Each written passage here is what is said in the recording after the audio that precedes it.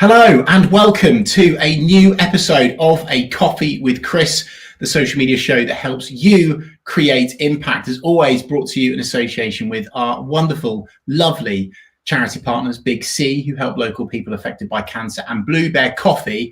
These guys are the coffee for your businesses, so they can help children that have experienced human trafficking. Today, I've actually already, before I've even started, finished sipping on their Guatemala blend. It is delicious, it's incredible, and you can buy yourself a bag from their site on Toonland or online. Get involved. They are an amazing business doing some amazing things, creating impact for people that need it.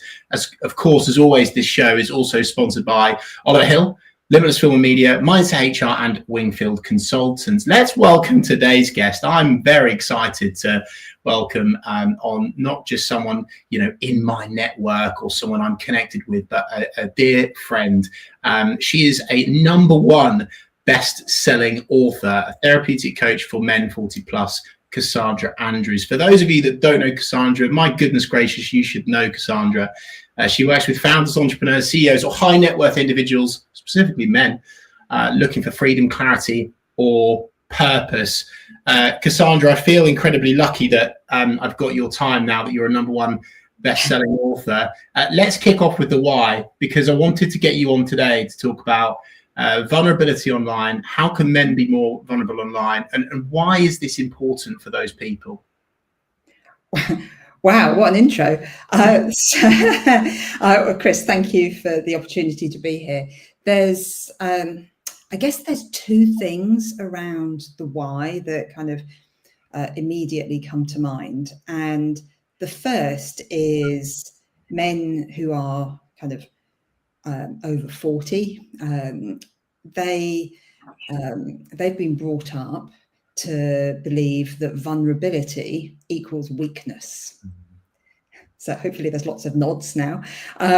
And the problem that we have there is that they have created careers and identities around control and achievement, etc. And they can hide behind a mask. So then social media comes along and says, we want you to remove the mask. And all of a sudden that becomes potentially terrifying. And and it's terrifying because they're worried about their credibility potentially. So, maybe they're worried about losing clients or investors or issues with their team. So that's certainly the first thing I think is really a belief that vulnerability equals weakness. And the second, which I find way more interesting, because this is the deep stuff that I love and I do, and that is the links to the nervous system. So if we think about vulnerability in terms of evolution and a sort of evolutionary standpoint, in prehistoric era, we were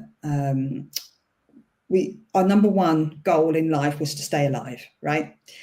And the way that we stayed alive was staying as part of the tribe. And by staying as part of the tribe, we knew that we'd get food and water and all of the rest of it.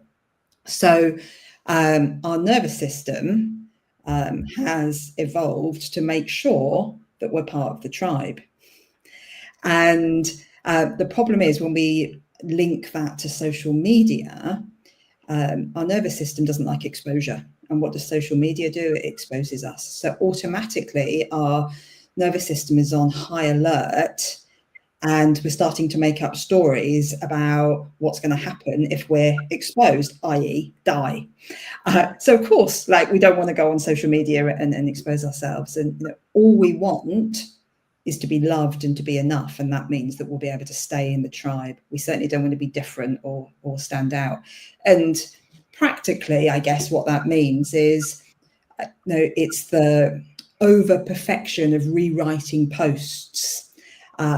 It's all avoidance tactics. And it's because our brain is doing what it's meant to do, and that's keeping us safe. Do you know, Cassandra, you've teed that's a fantastic way of starting, just really highlighting the importance of why men over 40, why people full stop, but particularly men over should lean into this rather than lean out. The benefits are there for all to see, and maybe we'll get onto that towards the end of this conversation. But you've started to get into the kind of the logical steps now, and I do want to talk about the starting steps, because part of what you do is to help high achieving men find clarity and purpose. How can men channel that same clarity into their online presence, so it's not just about posting content, but about sharing something that actually resonates and builds connection for them? Okay, well, clarity comes from within. So the best way to get that is to have some sort of coaching or therapy or something that helps you understand kind of yourself and what's important to you, and some of those things that you might be fearful of, that's making you run from that tiger. And once you've done that, or continue doing that, I think we're talking about business leaders predominantly here, and whatever role they have in a business, it's all about business strategy. Clarity comes from strategy. And I know this is how you work with your clients, Chris, that you start with a strategy, right? What do you want to achieve? And it's no different. How do I want the reader, listener, whatever it is that you're using to really feel, what do I want to get across to them? And that, I believe, is the real starting point, seeing it as a strategy. Love that, Cassandra. So with you, I time after time, and this was a massive reason why I wanted to get you on today to talk about this, Cassandra. Time after time, when we've done the nitty gritty of formalities, contracts, agreements, etc., and we've started to work with a personal account, particularly if it's a non-exec CEO of a small, medium, large business, and it's LinkedIn content, for example. It's all very well and good, aligning their business with their content and what they want to create to help with their business. But there's always this element of self-doubt, of perfectionism, of overthinking it, of judgment from their peers. And so often I will, of course, refer them to yourself or someone else with regards to sorting yourself out first.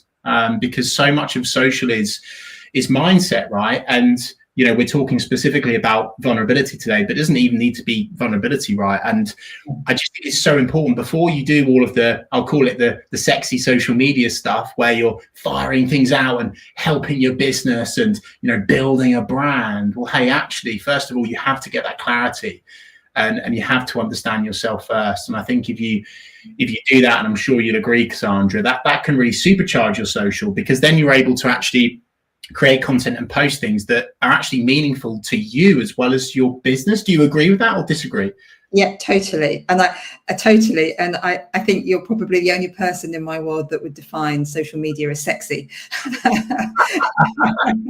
But yeah, of course. And, and it's not just about vulnerability, as you say. What are all of these beliefs and the stories that we're making up in our mind that are getting us stuck with our business? Mm-hmm. And yes, social media is one of the things, but I would place a bet that it's not just social media that's getting you stuck, that you're getting stuck in other areas because of the same beliefs.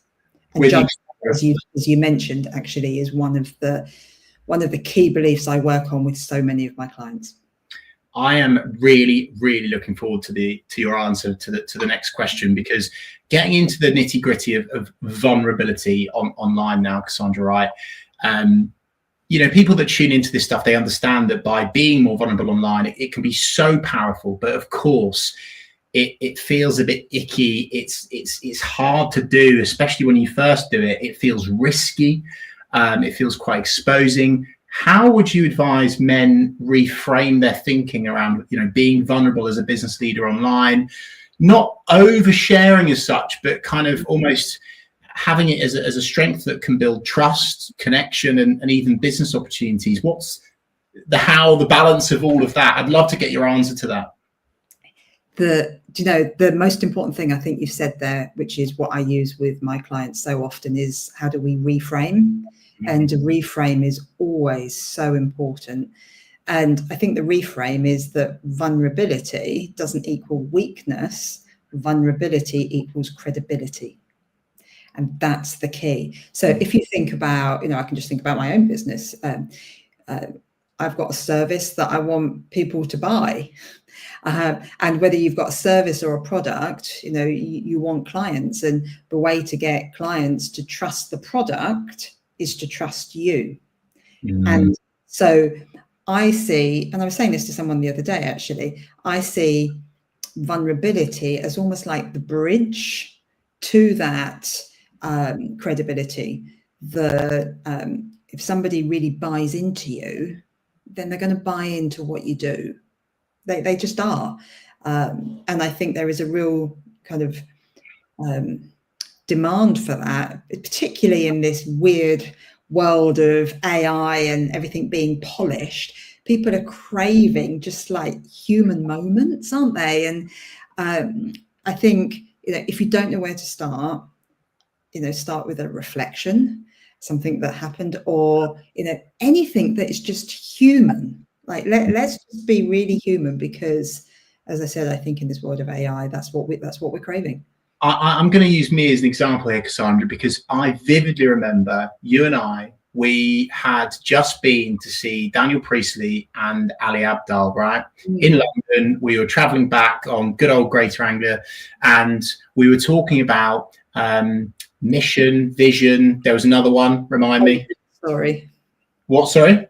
Origin story. Origin story, right? And then, so your word there, reframe, and our conversation then, I remember saying to you, oh, yeah, but Cassandra, I don't really want to, do I really need to talk about that? Because, it feels a bit X Factor sob story almost. And you said, no, Chris, it's about being human. It's about being relatable. And it's about telling people that, because people want to work with people that have got a story, right? We're in this kind of cold, corporate world now where everyone is almost too polished, and we're craving relatability and being more human. As you say, you said that those two letters, AI, in this world that we're getting into. So I just wanted to kind of fling that story at you. I remember you telling me that on the train, and there'll be so many other men that say that. I don't want to do that because it feels like I'm oversharing, that it's a bit too sob story. What's your take on that?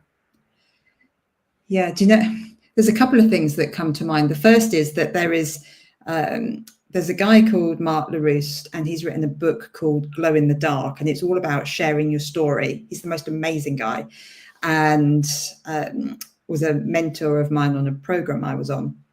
And so if you don't know how to share your story, get his book. It's absolutely superb, would be the first thing I'd say.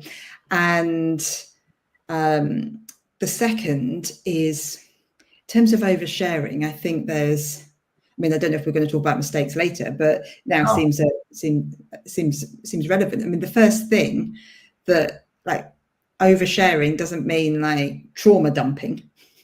Okay. I think sometimes people might worry that their story is all about trauma and people don't want to relate to that. Well, actually, I think when you're vulnerable, that's when people lean in. And by trauma dumping, I mean that your story has still got, emotion attached to it, that you haven't had time to process and to actually really think and process kind of the feelings, emotions, beliefs, etc. around kind of your origin story.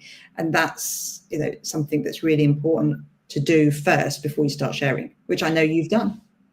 Thank you. Appreciate that. That makes complete sense to me. I want to maybe bring this to life now, Cassandra, because you've helped so many men over 40 now, time after time, combat and overcome so many of the classic things. I'd love it if you could maybe, obviously, there's client confidentiality in play here, but if you could maybe share as much of a case study as possible from maybe a time where a men over 40, a business leader, has maybe been, hiding behind that mask, their corporate banner, they're not posting on things like LinkedIn, etc. And then they've overcome that kind of risk adversity, that they're able to be vulnerable online, and now it's having an impact for them. We'll call it on and off the pitch, to use a football analogy. I'd love you to share a story. Yeah, okay. So the person that I'm thinking of, that I think will resonate most with listeners, probably because they'll probably recognize themselves in it, is a leader that was totally exhausted and was going around telling everyone he was fine. That F word that men seem to like so much. Fine, fine, fine. But he wasn't. And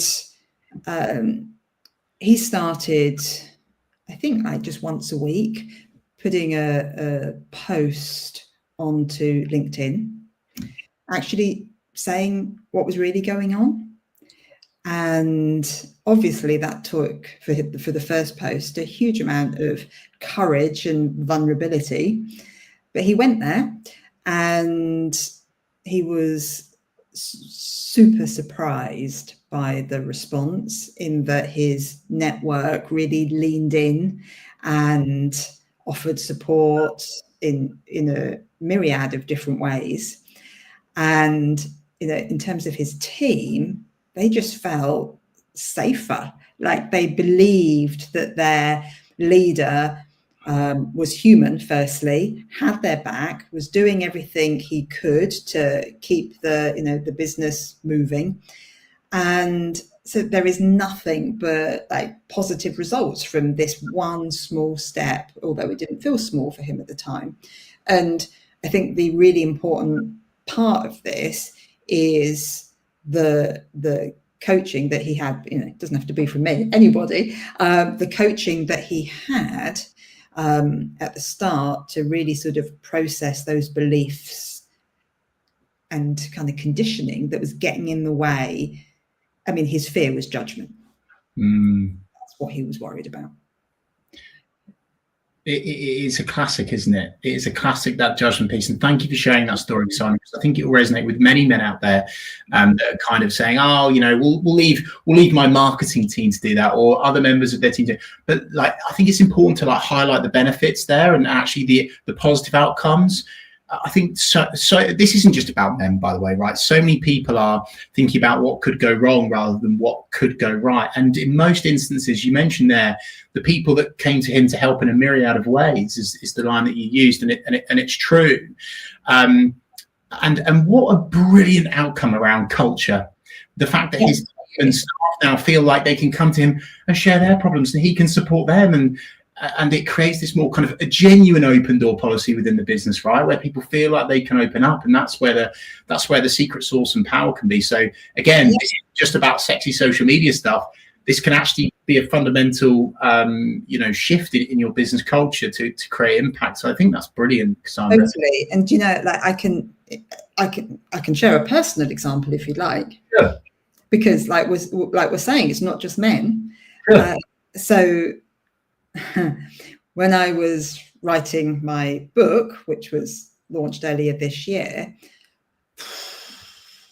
like writing a book, putting a piece of music out there, that's like your soul. That really is you to the world. And so I'm a coach. I've had lots of coaching and had lots of deep therapeutic work, but it doesn't mean that I don't still come up sometimes against the same issues as we've been discussing. I guess what's helpful is because I've got the tools, I recognize it quicker so I can move through it.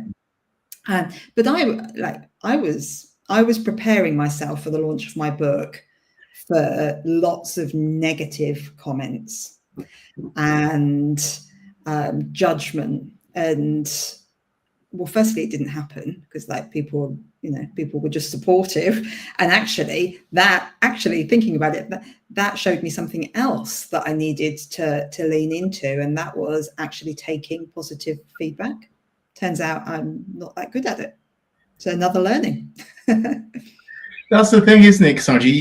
By posting online and asking for help and updating people on the journey. I remember talking to you about at the time, talking about, having that mindset of documenting over creating this perfect piece, right? You were documenting your book writing journey. Hey, by the way, let's plug this thing. Thank you. I've got it on camera. Okay. I'm letting that oh, come on, you've got it as well. This is a game changer, guys. And I'll be honest with you, right? To practice what I preach and be vulnerable on social media. I'm currently getting therapy from Cassandra, and it's been a game changer for me. And in turn, it's massively helped my business as well. And I'd say I'm probably still relatively recent into the process as well. I'm about 3-4 months in, Cassandra. So the fact that I'm already feeling the benefits is great. And that book, honestly, is incredible. So Cassandra's mentioned the book. Read the book, and it will help you. Not just with, by the way, being more vulnerable on social media, right? Because that's such a small thing, right? But it will help you in so many ways. So I don't normally do a plug halfway through, Cassandra, but I'm going to do that for you. Thank you. And what about the mistakes to avoid, Cassandra? Right? Because again, like a mistake that I've seen that is quite an infamous mistake actually on social media, where I would say this CEO was probably, I don't know whether it was too vulnerable, but I don't know if it felt maybe forced or the words weren't right, but it was the crying CEO, where he'd posted a picture of him crying, and it was the fact that he had to just dismiss loads of staff members and things like that. Maybe that's not a mistake. It would be interesting to get your take, but I'd love to hear your opinion on the mistakes that men are making when it comes to sharing online content, especially around maybe being them or vulnerable. I'd love to get your opinion on that. Yeah, I've got a lot of thoughts on crying online, and the first actually is just compassion, because it's clearly a cry for help, right? In whatever way. Now, the cynical among us will say, no, it's just a PR stunt. But cynicism really is just fear dressed up in a negative way. So the first thing I would say is a mistake to make is the trauma dumping that I mentioned earlier. So let's just take this crying CEO, for example, clearly not processed his emotions if we're taking it at face value. So that would definitely be the first thing I'd recommend. And the second is linked to that, and that's things feeling really forced. So if you force it, it will look fake, even if it's not fake. And I think, again, like, even if you fake it with AI to make it not look fake, it still looks fake, because we just want the human emotion, don't we? And I guess the best way to do that is in a video, which you're always telling me to do, Chris. So yes, I know my vulnerability too, because it's much easier to come across as human, right? Human. And the third thing, which I know you talk about, Chris, and that's inconsistency. So it's inconsistent, like, why are people going to believe you, buy into you, etc. So I think they're probably three of the biggest mistakes. Gold. I think all three are gold, Cassandra, and I know full well at first hand there are so many more that you can share for sure. I think one of the tricks that I would or tips that I would share as such with people that are listening here is when it comes to being vulnerable online is, I think people are, and rightly so by the way, they're worried about it being all me, we, mine, making it almost quite selfish and all about them. So my thing is, being vulnerable is great, and that's a powerful thing, but you could almost kind of put it through a content flow or a structure, if you like, so that at the end it's about them and it's about your audience. So you're being vulnerable. What have you learned, and what can they learn from your learning? And then that can almost be the slipstream to making it about your audience rather than just about you. And I think that's another stumbling block actually that many people come across.